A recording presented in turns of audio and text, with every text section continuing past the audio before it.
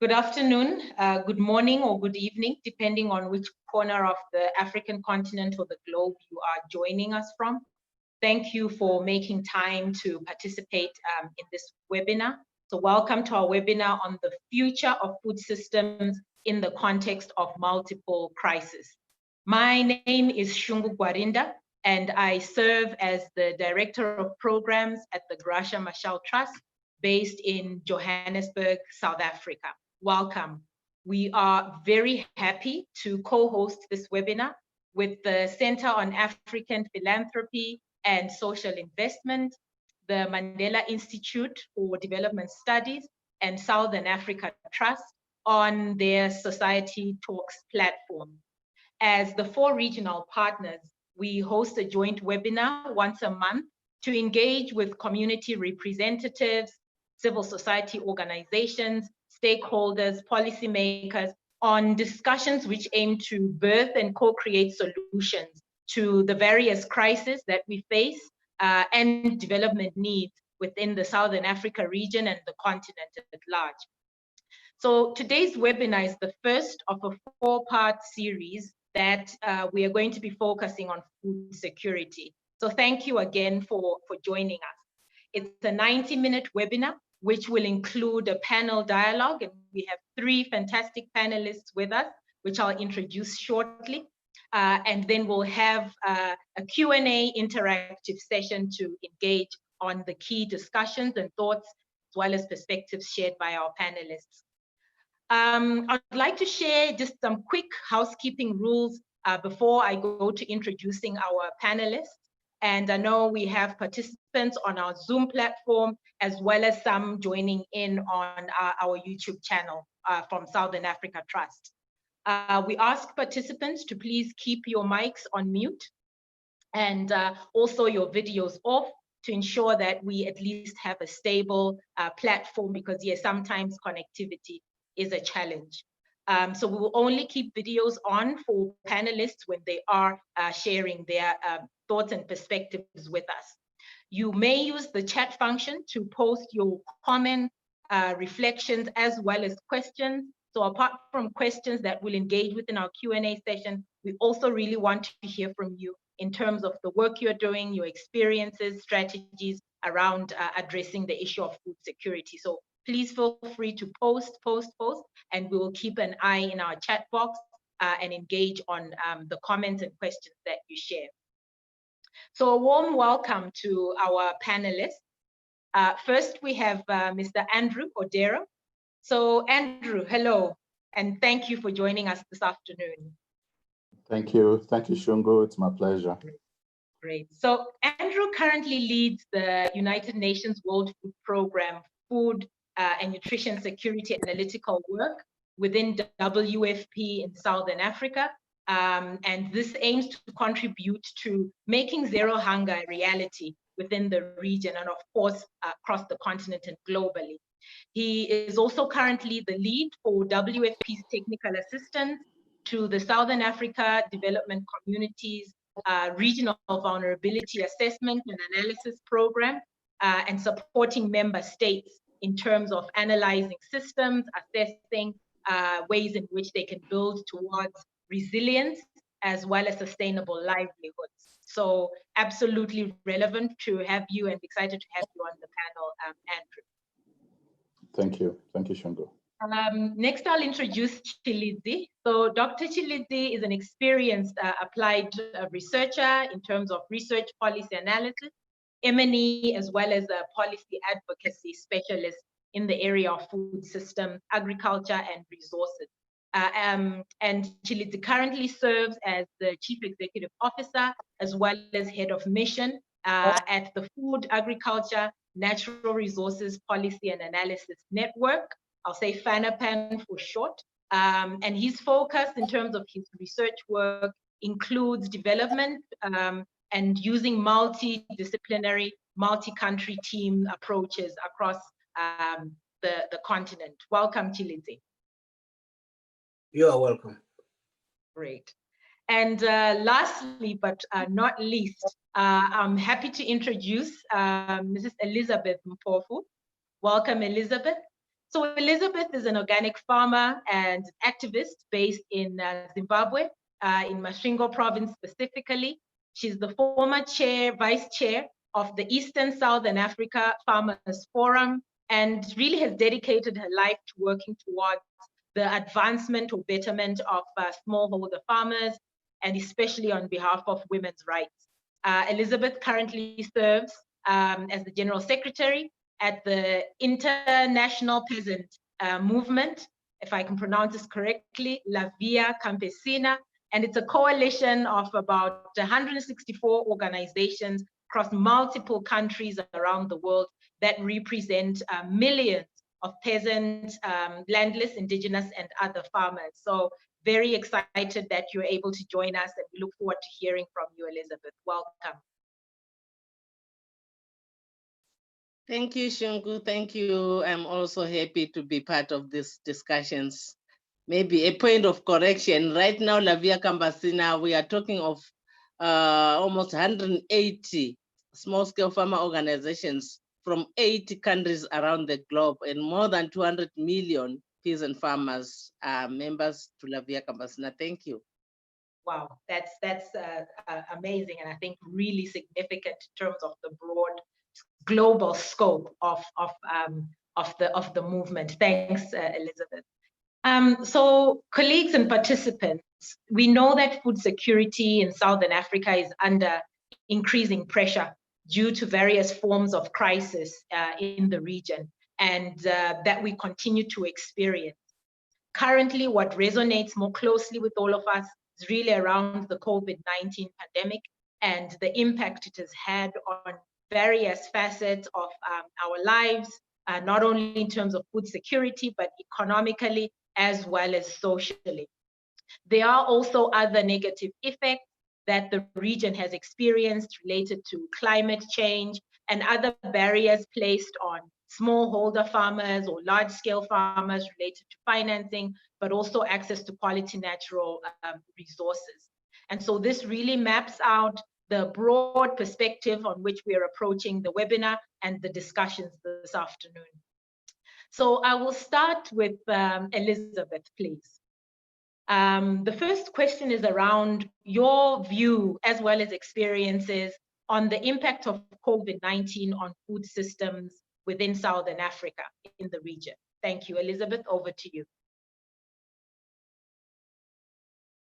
Talking from my experience, Shungu, we are not really used to this type of life, which has been difficult for us, especially in the rural areas, where we used to have some gatherings, social gatherings, holding our own seed fairs, doing our work together as families, as communities. But right now, due to this COVID, with the lockdowns, with the social distancing, it is very difficult for us in the rural areas. And it's not only in Zimbabwe, I can say, but in most parts of the world, the farmers are really facing the same situations.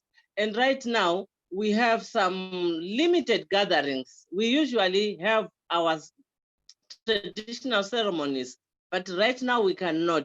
If my relative again pass away, we are given limited number of people to come and attend the burial. So to us, it's not that culture which we used to do. So there are quite so many of the challenges, the impacts caused by the COVID, and also the limited movements, which has also denied us some chances to travel, even to attend social problems like funerals, I was saying. And also right now, domestic violence is increasing on daily basis in the rural areas because the families are no longer getting enough food. The father is no longer bringing enough food as he used to do on the table. So the mother will have to complain. Then at the end, there's fight. And also for the young girls and boys, early marriages are already happening. So to me, these are some of the biggest challenges we are facing, which have been caused by this COVID-19. Thank you, Elizabeth. So really flagging that it's not only at individual, it's at household level, it's at community level that the pandemic has really impacted, and not only in terms of the productive side, but the collective and social aspects and the challenges related to that. And so reflecting on some of the key aspects, Tshilidzi, that Elizabeth has shared, what in your view, from the work that you do as FANRPAN and some of the partners that you engage with, are you seeing as the key impact of the pandemic on food systems in the region? Thank you so much, Shungu, and thank you for your facilitation. Let me also acknowledge fellow panelists, which then will be sharing here. First, then I will say my fellow panelist, Elizabeth, has unpacked in terms of what the pandemic is impacting with regard to what the households are going through. But then my approach, then I will try to contribute two things with regard to the question asked. One is about what are the other compounding issues that we've been dealing with before the pandemic itself. We know that there's been a challenge of climate change, and that has brought two main things. One, the intensity of drought and flood has increased, and people have been displaced from their homes. And therefore, when you then put in now the effect of COVID-19 on those people's livelihoods, then you know that a person who is not in their own homestay then have got a difficulty in terms of accessing food, in terms of where they go, in terms of some amenities that they need to go, then to access, then to make sure that their life is complete. There is now also an issue that we have been dealing with as a region. There have been some diseases that are related to agriculture. I can give an example of a fall armyworm. I can give an example of foot and mouth disease. Then with regard to the land to livestock, there's also been a disease. Then some issues to do. Then with regard to local swarms. So these are the issues that we're trying to deal with whilst we're trying to deal with the pandemic itself. The other layer that I want to add is that then there are people that are in the value chain that are affected in various ways. First in my list then are producers of food. Those are the people that are affected in terms of the lockdowns, in terms of accessing the inputs, because we can't move. It means that you cannot go to an agro dealer to go buy your fertilizer or your seeds. It means that the production cycle, which then is more in terms of time-based, it means that then if you miss that, it means that if the crop is not on the land, you have missed the season. Therefore, it means that the income that for a particular season was aimed to be earned, it means that is lost. So that has got ripple effect in terms of affordability of food, which then is bought from the markets, because it's not only food that is consumed then within the household, that is produced by the household, but people need to go to the market to buy additional foods to make sure that the food that they're buying then is diverse, because most of the people that are producing food, then they're producing food which is more of a staple type. So they need to go to the market to buy other diverse foods to supplement their diets. Two, the other category are food suppliers. These are people that have got to move food from point A to B. When there are restrictions of movement, it means that food cannot reach to the market where the rest of the populace then will have to buy the food. And therefore, the law of demand dictates that then if there is a shortage of food, then there's an increase in price, and therefore it compromises affordability of the food. The next in line are people that are the users of food. It can be then at household or elsewhere. Those are the people that then we need to make sure that then whatever that they've got to make sure that they use that without incurring food wastage or any food loss. So there must be some way of making sure that those people then are having food throughout the times when they are not able to move from point A to B. The most vulnerable group are youth and women. So we must also make sure that the interventions or the impacts that have been brought by the pandemic, interventions that are designed also addresses issues of women who are the most vulnerable group within the population. Thank you so much. Thank you, Tshilidzi. And you remind me, I was reading up, catching up on the news recently and reading about the locust problem in one region in Kenya that the region is keeping a serious eye on in terms of that it could easily spread to other countries. So thank you for flagging in terms of not only the impact of the pandemic itself, but prior, some of the challenges that the region we've been facing in relation to climate change, disease, and how now the pandemic has compounded, affecting value chains, and flagging on the priorities around youth and women as well.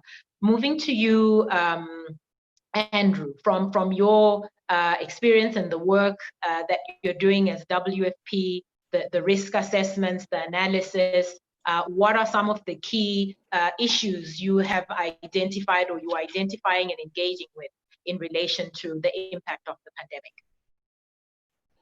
Thank you, Shungu, and I acknowledge also my fellow panelists. Indeed, I just want to start off by just building on the picture that my fellow panelists have started to unpack. And so we are starting off before COVID with a very fragile food and nutrition security situation. And this is because, one, as a panelist had mentioned, there are climate-related shocks that have been experienced, that continue to be experienced within the region.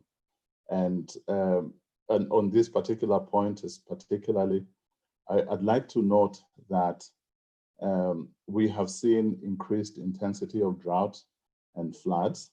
And even last year, we saw an unprecedented occurrence of cyclonic activities, as well as floods and droughts, all in the same season. So what this means is that if you look, for example, since the El Nino, the last drought that we had in 2015, 2016, there's only been one good clear-cut agricultural season since that time. The rest of the seasons were either failure or mixed in a way that there are places that have done where the crop has done well and others where the crop has not done well. And as a result of this, we are seeing a consistent buildup, cumulative buildup of poverty-related effects, and not to exclude the impacts of conflicts like what we see in DRC,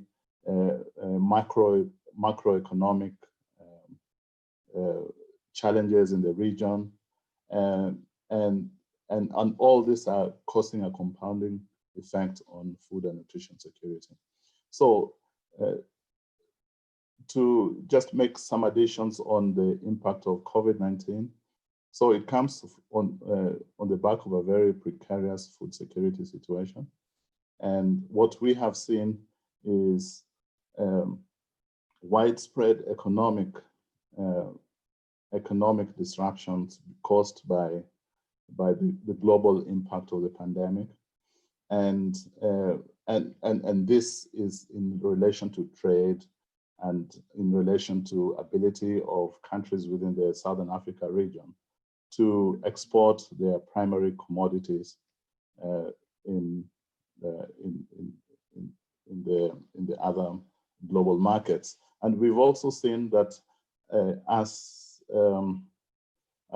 governments attempt to address the health impacts of COVID-19, that the effects of social distancing, which come in the form of lockdowns and curfews and travel restrictions and state of emergencies, we have seen a clear disruption of people's livelihoods. And here I'm referring particularly to the poor urban people who cannot social distance, cannot work from home like some of us are privileged. They have to go somewhere and work before they can earn a living for the day. And because they are daily wage earners, it has been extremely difficult, and we are seeing an expansion of food insecurity into areas that normally are not an area of concern, which is amongst the poor urban people. But the rural folk are also not left behind, because the global impacts and the fiscal impacts that COVID-19 has on the economy will equally impact them. And even if it doesn't impact them immediately, we do expect to see that the next 2 or 3 successive years will become extremely difficult. And when you compound all these factors and bring them together, you could expect people in the range of almost 42 to 52 million people becoming food insecure as a result of the combined impacts of climate-related effects, the macroeconomic shocks, the chronic vulnerabilities, as well as COVID-19. And lastly, I'd like to also just point that the issue of the Africa migratory locust is a huge concern, because we have seen in our region especially, we have seen the locusts moving out of their traditional breeding grounds within the Zambezi wetlands, and now they're spreading into very different countries in Zimbabwe, in Malawi, in Zambia, in Angola, and all these are quite of a concern, given that the main cropping season is only 3 months away. I'll stop there, Shungu. So, I mean, I, for one, just thinking of the number you've shared of, the anticipated 42 million people plus who are going to be food insecure, that, it's not only the rural populations, but urban poor now that are also, at risk and facing challenges, that we are moving from a base where we've had a very fragile context in terms of food systems and food insecurity, but also, as Elizabeth flagged, that now the social aspects that also relate to that have really become exacerbated given the impact of the pandemic. So thinking around the factors that you all shared, that where we are sitting as a region, what we're facing now, and what is impending, as well as risks that the region has to face and deal with. Elizabeth, if I could start with you, what are some of the response strategies, either that are in place from smallholder farmers within the region or within the broader movement that you support and work with, to respond to food insecurity, especially in the context of COVID-19, but also considering some of the challenges that the region has faced prior? So what are some of the response strategies from your perspective that can be used to try and address these challenges? Okay, thank you, Shungu. Maybe just to respond to this issue of what are those response strategies. For us, what we've been doing is to raise awareness, although we still need to do more on the issue of raising awareness, especially looking at the COVID. Although this is being done, but we are seeing a situation where it is very limited in the rural areas. Why? Because we don't have enough tools, information tools, so that we can pass on the information to each and every community member who is in the rural areas. Much focus is in the urban cities, but here in the rural areas, there's limited information. But what we are trying to do, using maybe some WhatsApp, these media platforms, it is very important to see that we are also reaching out quite a big audience in regards of raising awareness. Then we also have this issue where we are setting up some models. Like right now, I'm at my home. We have an agroecology school here at Shasha and Masvingo, and my homestead is one of the centers of excellence where we are saying each and every farmer should set up a model so that we know exactly how do we really support each other in ways of producing, and how do we really want this production system to be cascaded to each and every farmer in the region, especially looking at the agroecology farming system, which we are practicing, because we've realized the hunger is there, but what is the cause of this hunger? We know very well how the industrial farming systems has been supported by the policies right now, and also the contract farming right now, which is happening in our country. It's more or less giving the people to become slaves to work for another person, not necessarily for the benefit of my family. So with agroecology farming systems, we have realized that you are also the owner to control all what you are doing on your farm. It's in your hands. What you decide to produce, it's in your hands. How you want to produce, it is in my hands.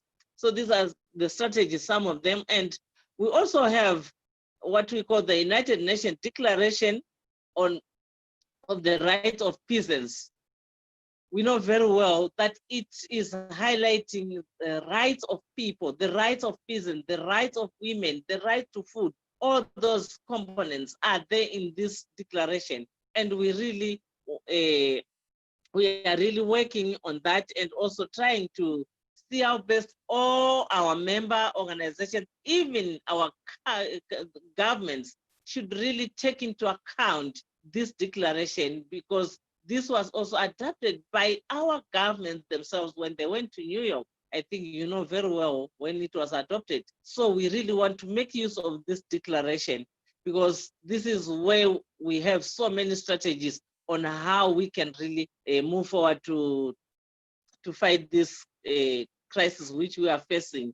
And also the making use of these social media platforms. I know the ICT is very important, but it is in the hands of few people. So we are trying at all levels to make sure we build the capacity of our members, our communities, how to use some of these information tools, and also to link with the radios, with the TV people, to share our knowledge. And we have this WhatsApp, then we know very well we can share if there are issues which need urgent attention. We can automatically get them through this media platforms like the WhatsApp.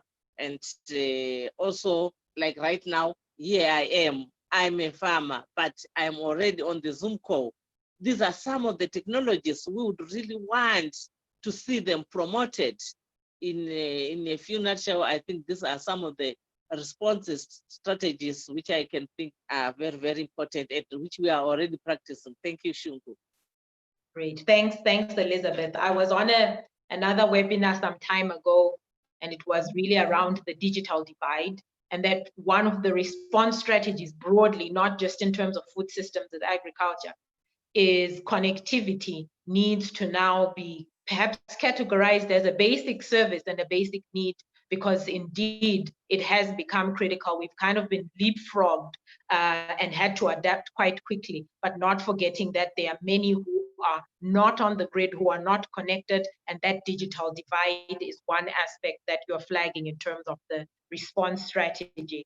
But thanks for flagging also around the rights approach, and that there is a rights framework. And I'm sure the region also has quite a number of response strategies that are in place, or that are being updated, revised in light of what is happening with the pandemic. But indeed, sometimes the challenge is around implementing and recognizing that, as well as empowering at the local level the communities. So from that lens of what is the regional strategy, if I could start with you, Andrew, that what are some of the response strategies and the work that you do at WFP, but also in relation to work with the SADC. So the response strategies that are in place to address food security, but also with the lens of the added impact of the COVID-19 pandemic. Thank you, Shungu. One thing that is very evident is that COVID-19 is novel, and particularly in Southern Africa region, there hasn't been any pandemic of this proportion. And so a lot is not known on how it is transmitted, the impacts it is having on households, on supply chains, on and also on existing programs, given the distancing requirements. And therefore, one of the important areas where WFP is putting effort is in enhancing the availability of real-time and or near real-time information that can help in tracking the impacts of the household impacts of COVID-19, in addition to the already pre-existing vulnerabilities. So that is an area that partners are taking very seriously to make sure that we have adequate, good quality assessments that can help in preparing and planning for the season that is ahead.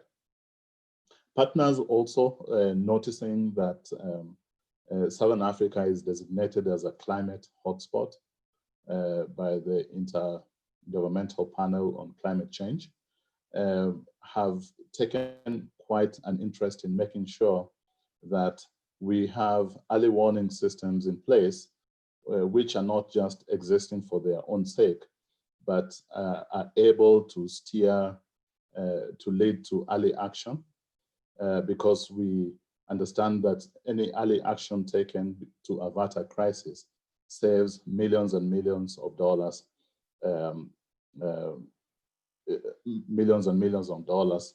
in terms of wide-scale assistance programs. We also, in the region, are working towards ensuring that given this large-scale, wide-scale vulnerability and very, very high number of vulnerable people, the priority now is to reach out to save lives and of these vulnerable and poor households, both in the urban and the rural areas, but also ensuring that the humanitarian workers who are reaching out also have the protective equipment to continue doing the good work that they're doing in the front line. And also, Shingi, I think because our region is becoming more and more prone to drought, it's time that we really, really think transformatively about our responses to ensure that we actually weave into our thinking climate proofing across all the different sectors.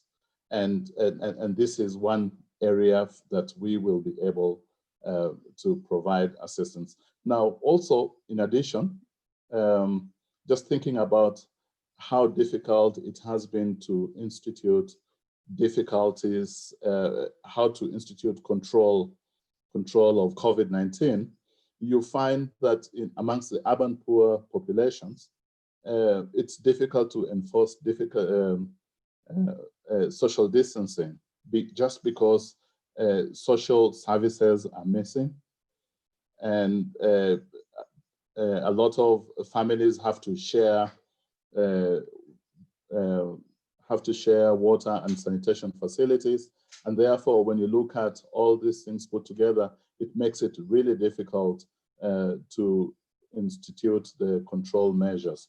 And Shingi, if you allow me, I'll just make one more point, that we are only 3 months away from the next main cropping season for the region.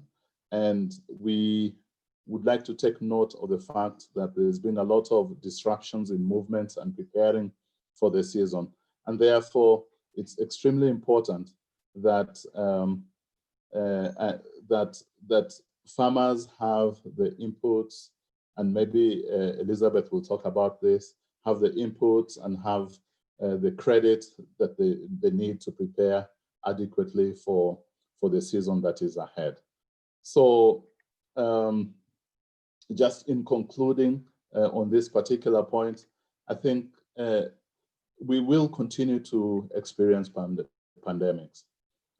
It may be of a different kind, more serious, less serious, but the question that I'd like to pose for participants in this webinar is, what lessons are we learning and how are we going to appropriate these lessons and make sure that we are adequately prepared for the next big thing that would happen in the region. Over. Thank you very much, Andrew. So participants, you will have Q&A, but there's a question to you as well. Please post in the chat. Let us know your thoughts, your experiences in terms of what are the lessons that we are learning from this pandemic, other crises that would be key for us to inform the regional, national, and local responses across the Southern Africa region.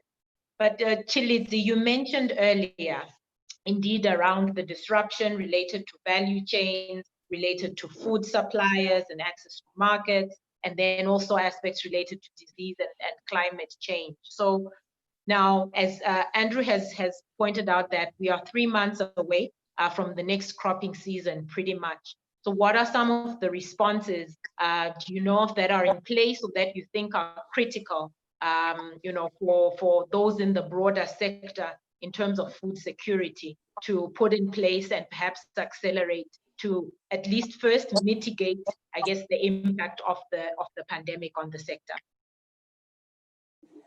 Thank you, Shungu. There are interventions that have been put in place by government with regard to the pandemic. And also then when I'm going through those, I'll also then offer my reflections. Then let me start by saying that the non-factor is that there is evidence that the pandemic then will start to grow from south to north.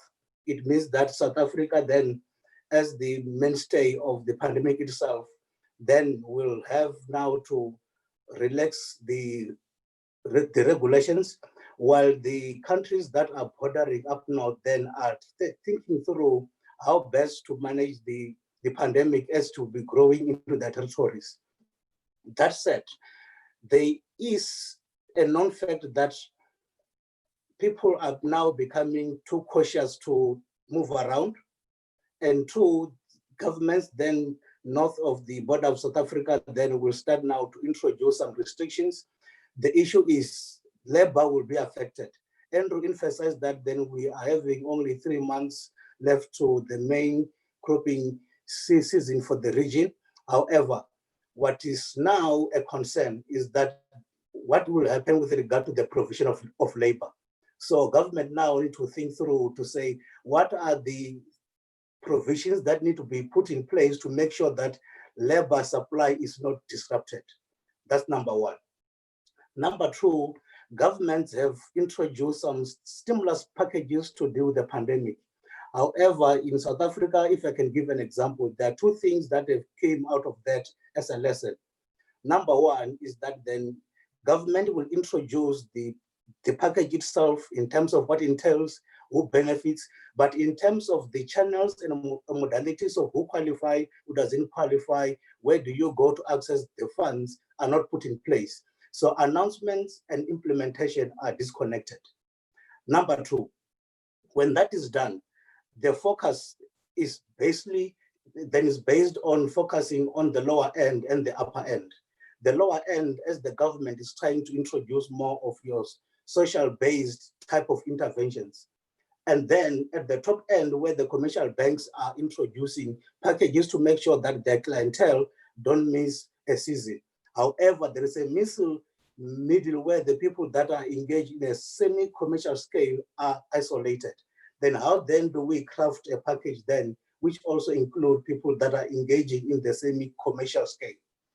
Then number 3, there is a serious gap with regard to dissemination of information, whether then is generic about the disease itself or in terms of what the farmers need to do to make sure that they don't miss a season. I can give an example. The extension modalities that we used in our region is face-to-face. Then what happens when an extension officer, a person who is supposed to give an advice to a farmer, can't go and visit a farm?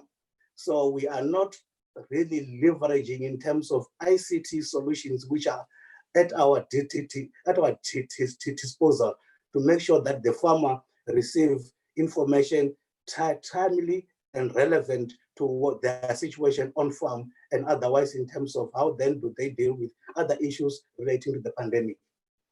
Then those are in the short term. In the long term, within the value chain itself, when there is a shortage of food, what happens most is that then the retailers take advantage of that shortage, and then there is a temporary inflation. So there need to be some mechanisms in place to make sure that then the price inflation is monitored. I'm not saying that we need to regulate the prices, but those that are infringing in terms of making sure that then the food is affordable by all, then it's not afforded to everyone, then they need to be brought to book to say then the price of these commodities are at this stage. However, if the basket of a household then is now ballooned to this amount of X amount of rands or dollars which they cannot afford, it means that those that are not able to produce their own food then are set aside in terms of accessing the food from the market. So the government has got a role in terms of monitoring the prices of the retailers. The most important one that I need to share here is that then the logistics itself. Then when there is this type of restrictions, then how then do we make sure that the countries which are not producers of food, how then do they get food when there are this border, some of the restrictions that have been put in place to say there's no movement of people or food from country A to B. So how then do governments start to coordinate to say, as much as then we're conscious about the pandemic itself, how then do we trade amongst ourselves while we're trying to observe the restrictions that have been put in place? So those are the things that then we need to think through when we start to make sure that then the countries that are going to be moving now into more strict type of regimes then are learning from the countries that are now moving from the strict now to the relaxation stage. Thank you, Shungu. Thank you. And indeed, I think as of yesterday, when I was looking at the Africa CDC and the WHO Africa Regional Office statistics on the pandemic across the continent, I think we are at about 390,000 confirmed cases, more or less 40 to 50% recoveries. But that, yes, the bulk of confirmed cases currently is sitting in South Africa. So that is, as you mentioned, moving from south to north, a key dynamic. So thank you all for sharing on some of those more immediate, either relief aspects, as Elizabeth shared, information sharing, using existing platforms to make sure at local level information is available. There is awareness, the setting up of centers of excellence, so those local solutions and finding ways in which they can be shared and extended, the real-time data to inform, from the quality assessments, how decisions and so forth are made, but also the more immediate aspects around labor supply and how is safe movement going to be supported across the region to ensure that there is enough labor for the coming season. And as you mentioned, using ICT for extension services and other aspects that farmers, producers will need in the now and immediate future.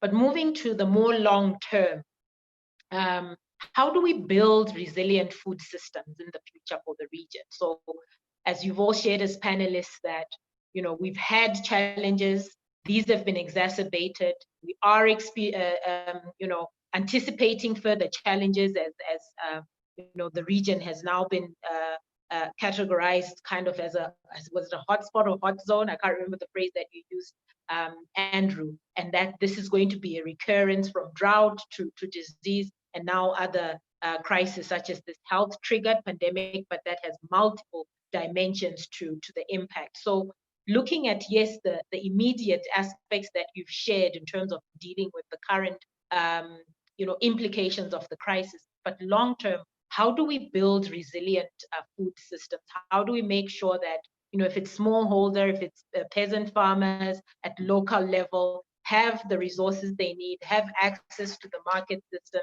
have the information? What are some of those key things that, you know, long-term you believe that need to be really invested in the region to build resilient food systems? Elizabeth?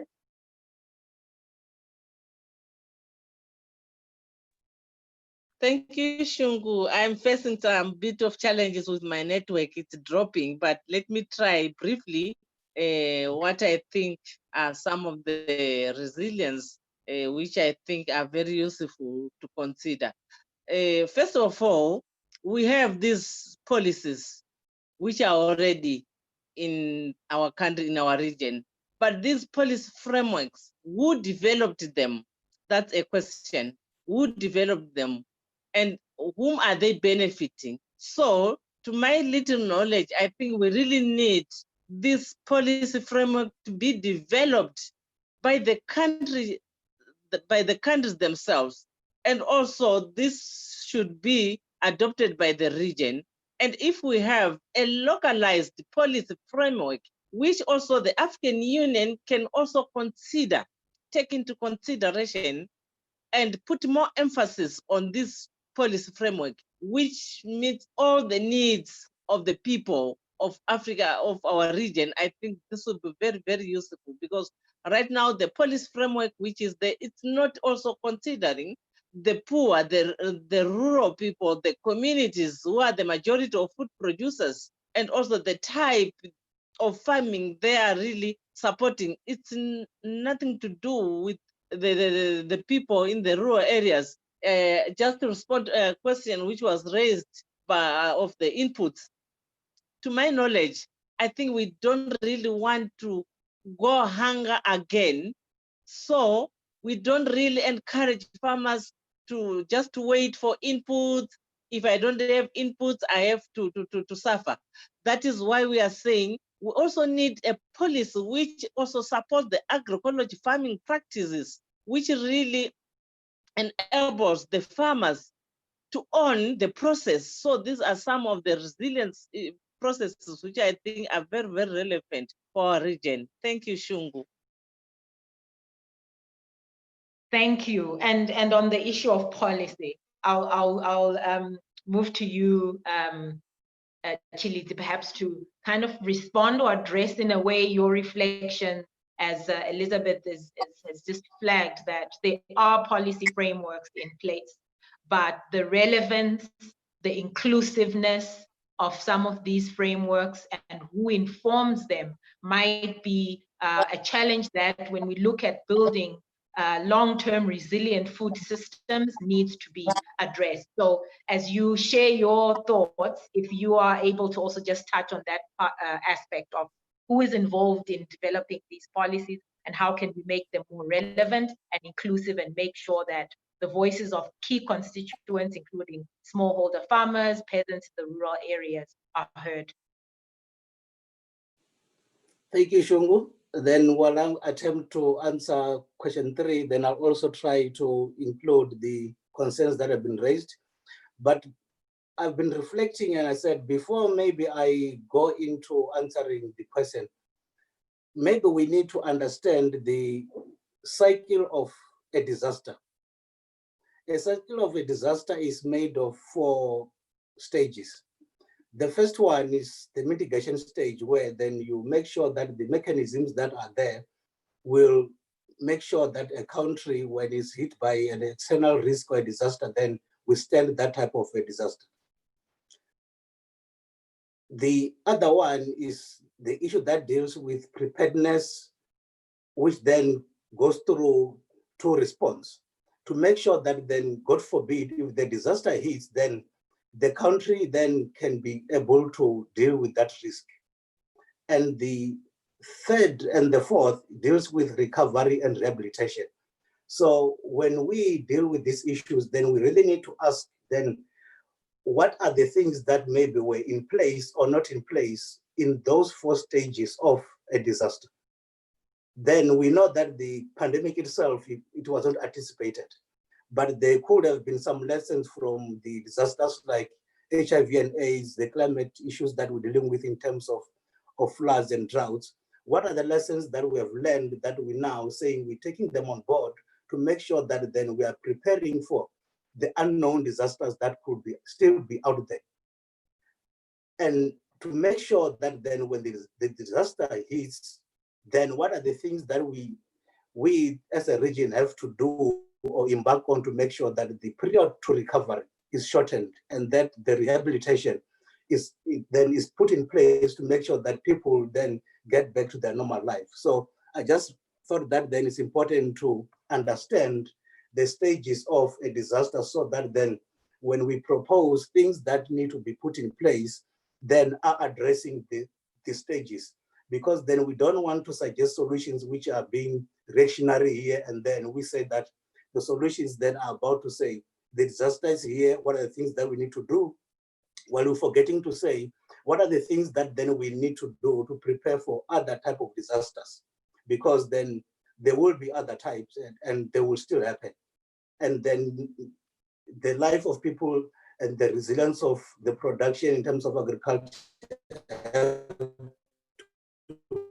be meant to be so that then people then have got adequate food to eat, then which is addressing the issues of food security and nutrition security. Now coming back to the question itself, then I will address that in 4 tiers in terms of what sort of capacities do we need to have in place to make sure that then we are addressing these issues in a comprehensive way.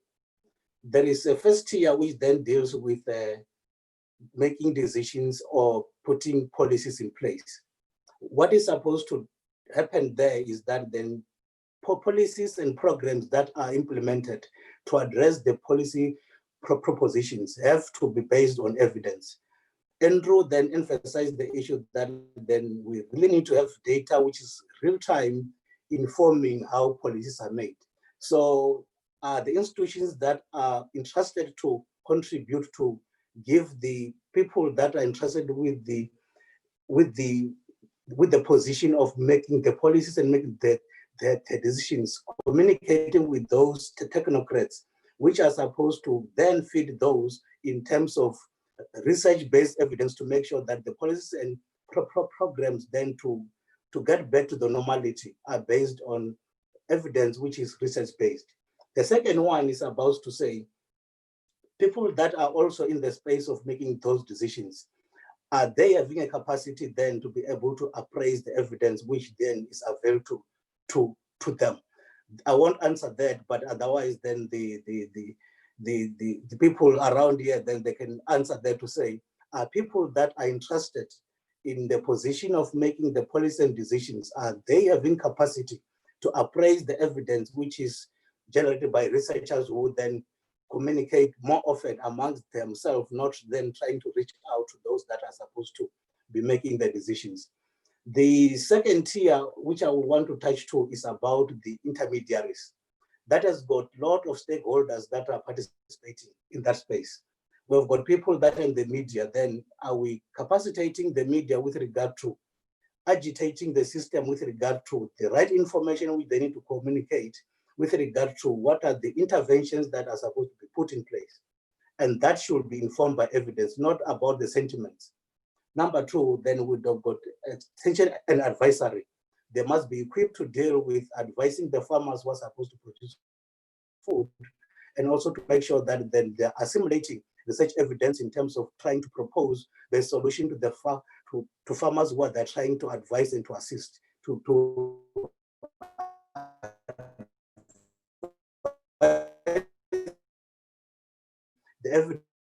pointing us to, and then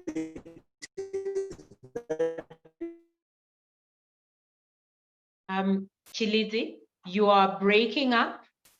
I'm going to try and switch off my video. Perhaps you try and switch off your video too. If you can hear us. To make sure that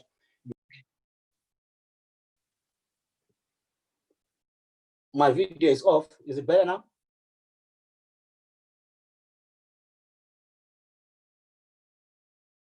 Hi, Shungu. Yes, we can hear you now. Please proceed. Okay, I was saying that the second tier then is the level of intermediaries. And then I've touched on the media, and then I was touching on the extension and advisory to say that they need to have a mechanism in terms of using research to better advise the farmers, and also then to be equipped then with ICT type of solutions to make sure that then when they communicate, they've got a wider reach. And also then we have got to think through to say the CSOs that are operating this space, they also need to have a coordinated approach, because then they are offering a supplementary type of a service to government. So they don't need to be operating in silos. So for type of a comprehensive type of solution, then they need to coordinate with the government, and also amongst themselves also have a program which is coordinated when they're delivering their solution or advice to farmers. Then with regard to farming household, the solutions there, in my view, is that then those people need to be equipped with data in terms of aligning their production with the real-time data that is available out there to make sure that the production is aligned to the environment, and also the data with regard to historical and current in terms of the advice. And also then there are people that are supposed to use the food which is produced.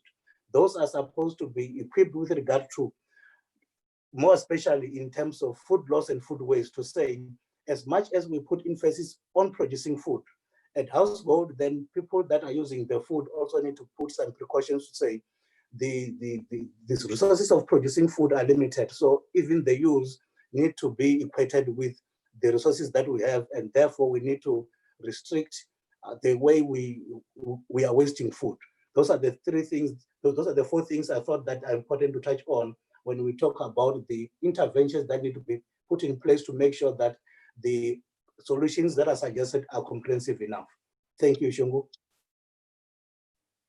Thank you very much, Tshilidzi, in terms of reflecting on the cycles of disaster, from mitigation to rehabilitation. And I guess sometimes in some contexts we can safely argue that progression from mitigation to rehabilitation is sometimes a challenge in terms of implementation. So one area to focus on building in relation to resilience, and also the reflections on who participates from intermediaries, the evidence to inform decision makers, the capacity to support farmers at local level. And then lastly, to you as well, Andrew, in addition to what Tshilidzi and Elizabeth have shared on what are the ways should the region really be investing and focusing in terms of building resilient food systems. Thank you, Shungu. First, I just want to emphasize the context in which we are working. Southern Africa region has 7 out of the 10 most unequal countries in the world. So it means inequalities is something that needs to be addressed for us to have an efficient and inclusive food system. More importantly is that is a reality. It's a reality that we have widespread poverty in this region, and we also have climate change, and these two issues are converging to affect disproportionately the poor people. So, and given the fact that that we already have quite a high number of people who are recurrently becoming food insecure. One of the things that we need to address for us to start making transformative investments is to strengthen our social protection system and make it very efficient and able to deal with emergencies like what we have now. If we had a functional and strong social protection system, then would be able to have a mechanism for using the stimulus packages quickly and in an efficient way, for example. And also as we are thinking about dealing with climate risk, we have to adapt our activities in the food systems. How we structure our food systems should speak to the reality that we are going to have more droughts. So we need to be thinking about more irrigated systems. But on the other hand, water is also becoming scarce. So we really need to think of efficient irrigated water management systems. We need to think about restoring our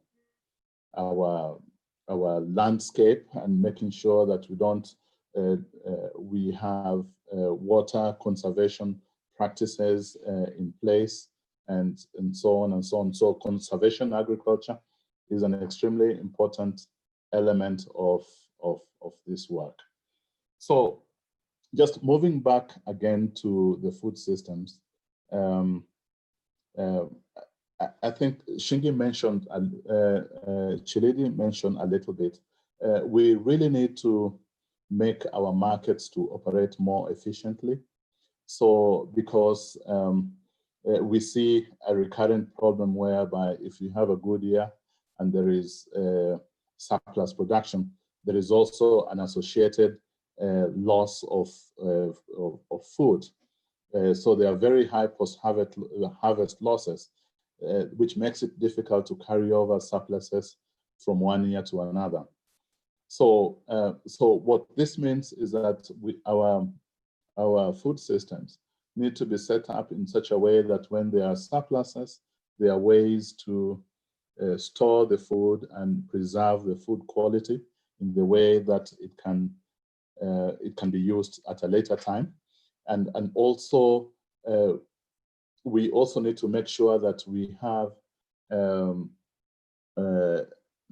infrastructure that would allow for this food to move from one area to another. And I just want to commend the SADC, the Southern Africa Development Community at this stage, for facilitating agreements and protocols to ensure that the travel restrictions that were instituted by different countries did not significantly affect movement of essential goods within the region. And that is extremely important if we are going to build resilient systems, that you're able to move production from one place to another. The other idea that I would like to put on the table on how we can make our systems more resilient is just by focusing also on, not just on the producers, but also looking at the demand side. The demand side has been very much affected by COVID-19 right now, with households not being able to have a stable means of income, and job losses and all the economic disruptions that have happened. So we need to really make sure that that the food that is produced is very affordable. It's produced efficiently, which also translates into affordable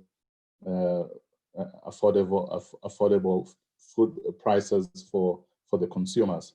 And we also need to just make sure that things like credit and input availability are in place, so that the producers on the other side are able to produce sufficient quantities of food that is required at different times. And lastly, I would like to just emphasize again the need to strengthen partnerships, because from the COVID-19, we noticed that we cannot continue to rely a lot on global markets. We have to really invest in strengthening our local production systems so that we can limit the disruptions that could happen in the global market should there be any other shocks like what we have seen right now. So strong partnership with governments and with local governments, as well as also very strong partnerships with the United Nations, with development partners, and also with the international financial institutions who are able to provide the resources and credit facilities to really develop and invest in our systems. Over. Thank you very much, Andrew. I loved when you said transformative investments. And so I'll throw in a question before a fourth one, but directed to Elizabeth and her perspectives on this, before we move to the chat and look at some of the contributions as well as questions from the panelists. So when we talk transformative investment, and the fact that I think about 60–70% of food that is produced on the continent broadly is produced in the hands of women.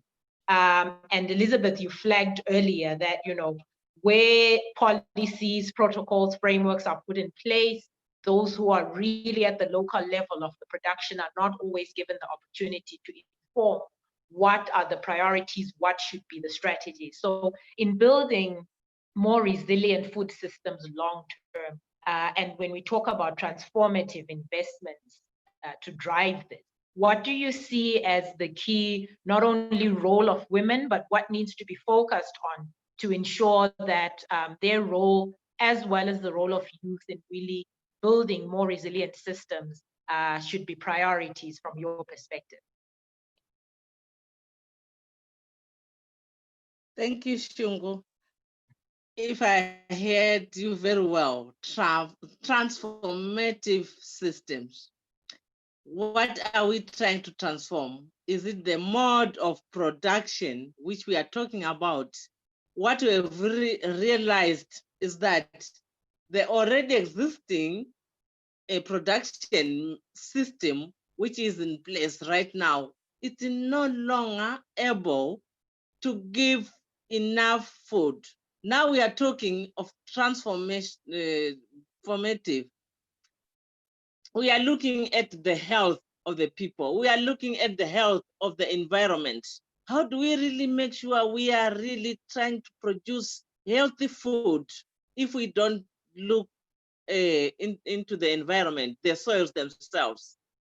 That means transforming to this new system which we are talking about. For me, as I had already mentioned, what we are really witnessing is to put more emphasis on agroecology. And even our youth, they should really be capacitated, given the knowledge on these agroecological farming systems, which are already in place. Right now, we are talking about Eslavia Campesina.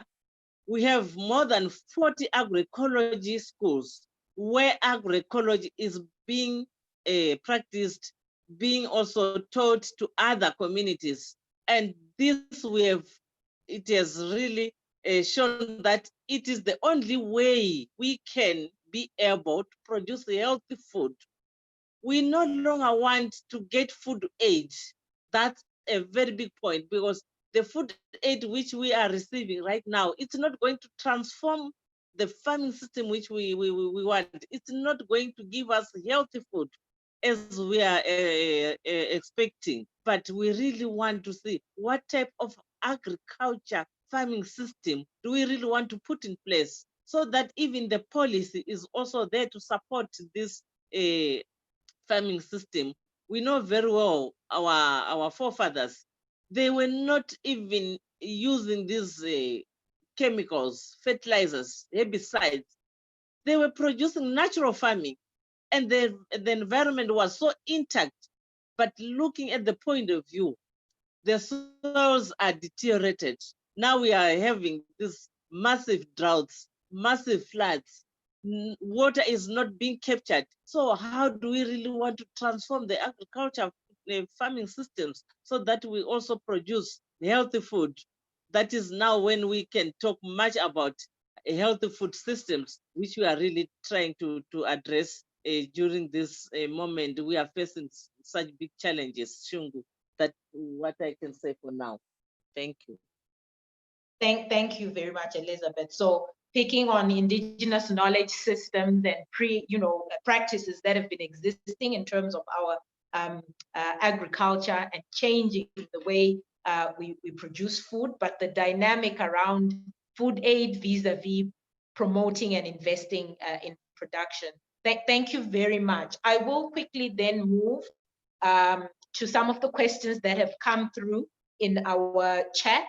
Starting with you, Tshilidzi. So this question is directed to you. The AU in 2015 launched a campaign, Retire the Hoe to the Museum, to end handheld hoes by 2025. Do you think this can be accomplished in the next 4 years? And what do we need to do to get there? Okay, I will borrow from Agenda 2063, which then is themed Africa We Want, which is the continent we live in. For me, I will want to underscore two things amongst the many. The first one is the use of ICT technologies to say, if we want to move from hand-wool to modernized agriculture, we need to move from the way we used to do business from production throughout to when the food reaches the consumer stage in terms of how we do our business. We need to modernize our agriculture and our value chains. Two, Africa is endowed of the youth population. What is it that we're trying to do to make sure that then the young brains, which are smarter, techno-savvy, then are participating from production, which is known as the breaking work, to the value chain, which then they are more willing to participate in, then to make sure that then they're contributing to that, they're earning income out of that, and also while they're doing that, they're also then bringing their skills in terms of their know-how, in terms of the technology that is out there that can be brought in the sector. So for me, ICT and bringing the youth, then agriculture will not be a hand-wool type of agriculture that we know. Thank you. Thank you very much, Tshilidzi. And the second question we have, Andrew, if I may throw this your way. In the period of crisis, or in a period of crisis, what is the function of the African Union or SADC? So in a period of crisis, what is the function of the African Union or SADC? Thank you. Thank you, Shungu. Starting with the Africa Union, of course, I'm sure that listeners to the webinar know about the Center for Disease Control for Africa, which has helped a lot in ensuring that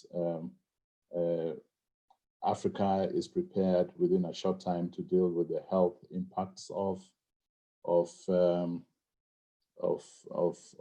COVID-19, and also just looking at the high-level engagement with the ministries of health, the ministers of agriculture. They have been able to convene such meetings at a high level to bring a collective understanding of the approach that we're going to use to address COVID-19 impacts. So much as in Africa, we have not been exposed to such pandemics before, we could say that quite a bit of the engagement that Africa Union has brought into the process has helped to bring a bit more collective understanding of how to respond in this particular case. And of course, the Africa Union plays an important role of setting the agenda in helping to domesticate the international development frameworks like the SDGs and providing political guidance in the implementation of these frameworks in Africa. Now, moving closer home, the SADC, the Southern Africa Development Community, has been at the forefront of providing political and technical support to member states in the region to undertake development programs.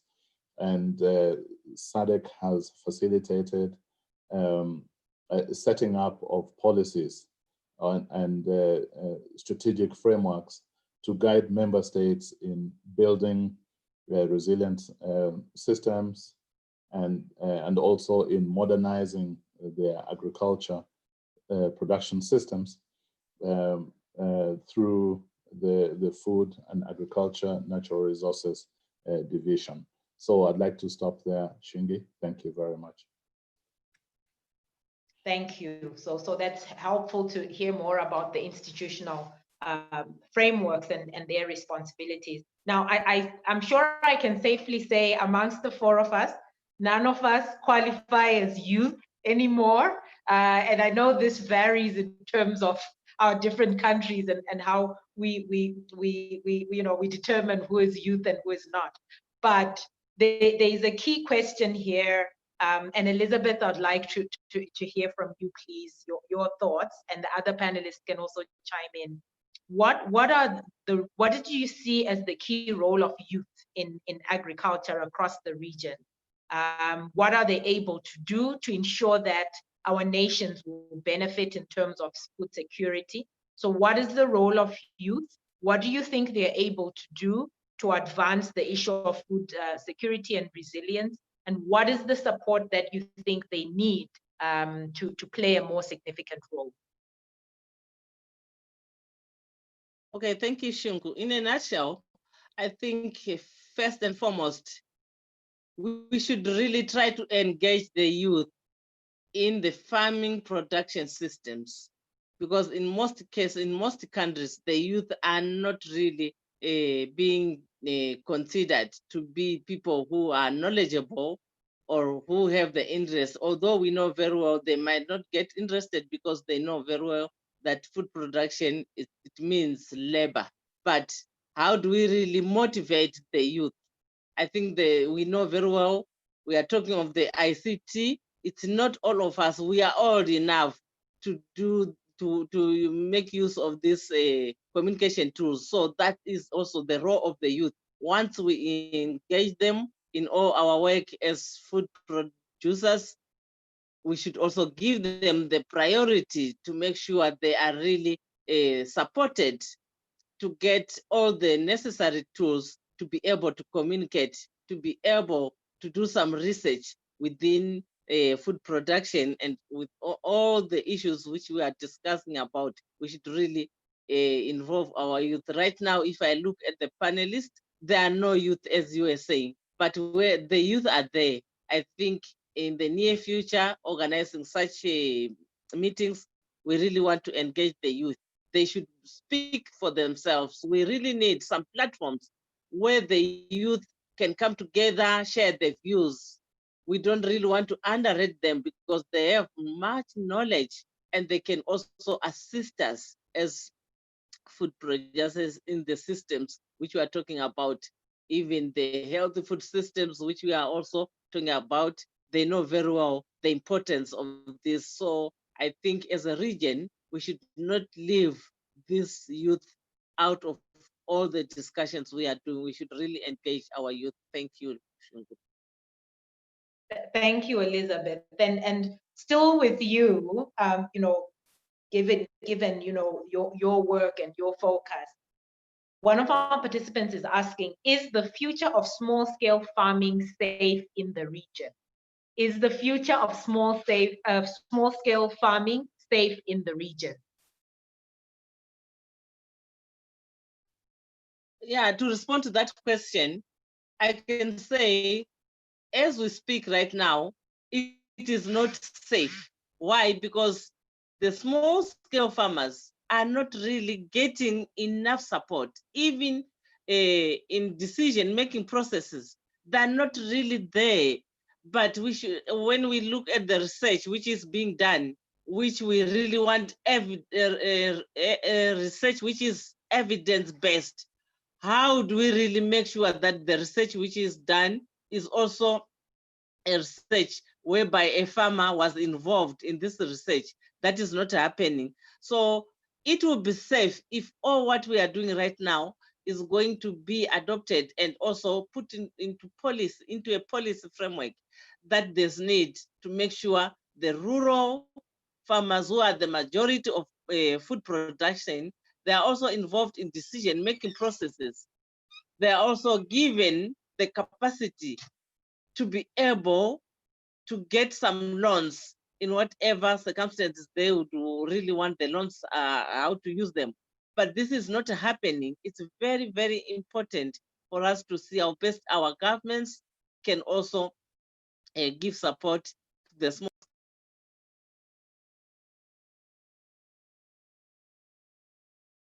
From our governments. In a nutshell, these are some of the things I would really think they are very, very important, Shungu. Thank you. Thank you. And sticking to that theme around small-scale farmers, our next question, Tshilidzi. One of our participants is commenting that, I think it's Masteho, there has been too much focus on commercial agriculture. The lessons we learned from COVID, do they present a real opportunity for our governments to shift meaningful support to small-scale farmers?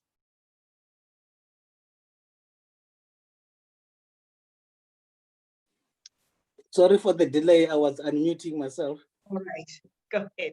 Okay, my first take to that, then borrowing from my initial intervention, is that government then has focused on, one, subsistence and smallholder in terms of the packages, in terms of the stimulus, and then they have entrusted the banks then to deal with the commercial side of the industry. However, there is a semi-commercial scale missing middle which has not been attended to. My immediate answer to the question is that yes, there are lessons that we need to learn. One is that then when we introduce the stimulus packages for the small for the small holder type of farmers, we really need to be particular about the mechanisms which they need to use to access the funds. Because introducing the package is one thing from implementing it. One thing that South Africa then has been battling with is then how do farmers then access those resources that have been availed in those mechanisms to support them. In addition to that, then there is a missing middle in which then has not been attended to. So what are the type of packages that the banks then can try to design to make sure that then the offering is affordable to a person then who is not at a full commercial scale, while also then that person is able to access the lower end where the government is trying to put more emphasis in. So there is need to be a package which is balanced in terms of trying to make sure that then all the tiers of the farmers then has to be attended to in terms of affordability, in terms of the package itself, in terms of where do they get the resources available to them, and then the way in which they qualify is clearly articulated, and then they also then be educated to say, this is what it means for you to produce. Thank you, Tshilidzi, for that information. I think, again, pointing out, it seems the issue around information getting to where it's needed most, to who it's targeted, is a key area that needs focus. Andrew, we are asking, does the region have disaster resilient seed banks or invest in those? So does the region have disaster resilient seed banks?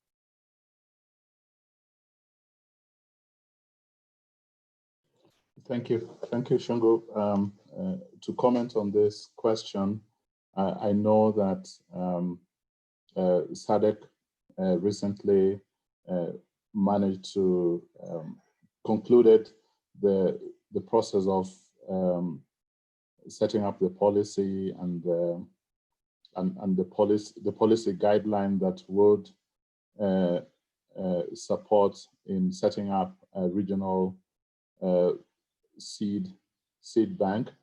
From what I could gather from that discussion last year, there are quite a lot of considerations to be put in place, which includes how the germplasm will be preserved, how you have the appropriate genetic diversities, and as well as also making sure that the phytosanitary standards are harmonized across countries before this regional facility can be put in place. Since all these technical complexities have been addressed, I think that the policy environment is in place now to set up a regional seed bank. Over. Thank you very much, and thank you all, the three of you, for the reflections on the initial questions as well as those that came from our participants.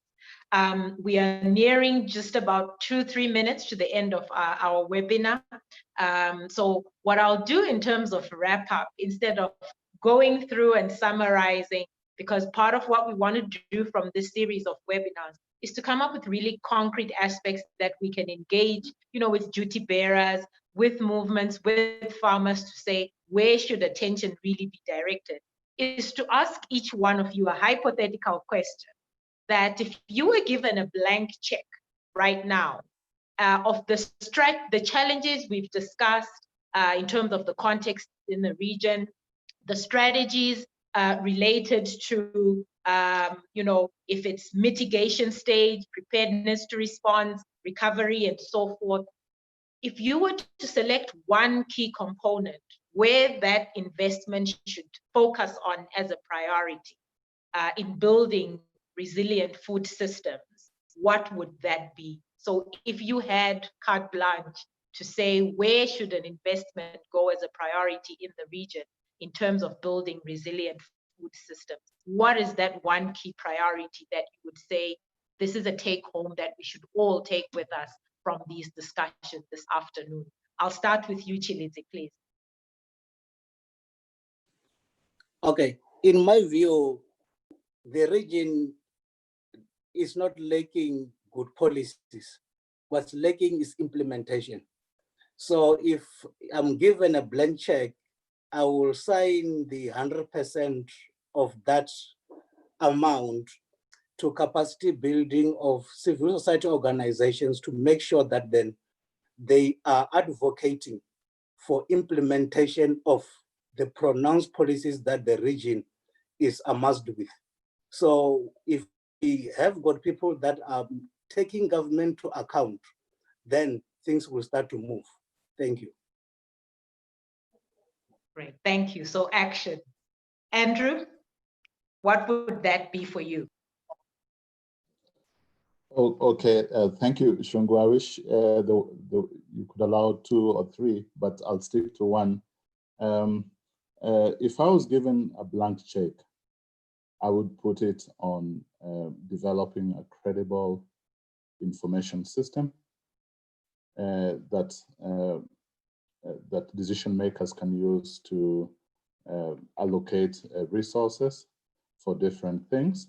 And I would really make sure that this check goes towards also setting up a real-time monitoring system to assess the progress of the cropping to assess if there's likely to be a locust attack, to assess and provide very, very early information on the areas where we expect drought to occur and what can be done ahead of time using forecasts and so on to mitigate against the extreme climate weather events.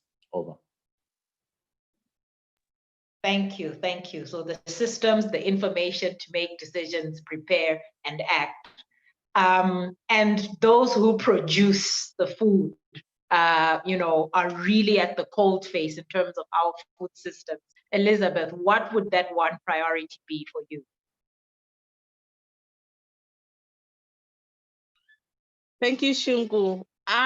Given a blank check, maybe my first priority, which is very important, as I mentioned earlier, that information is lacking. So I think I would really put it into building the information tools to see how best the communities can also capacitate so that they can also access information regularly. And this is lacking in most parts of the rural areas, which I have also visited. And where I am right now, we don't have information facilities for us to get well informed even of the weather forecast.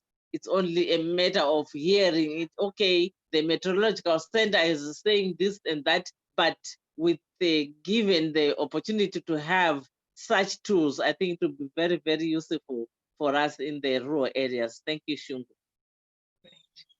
Thank you all. So our key take homes from our panelists are: one, implementation, the action behind the policy.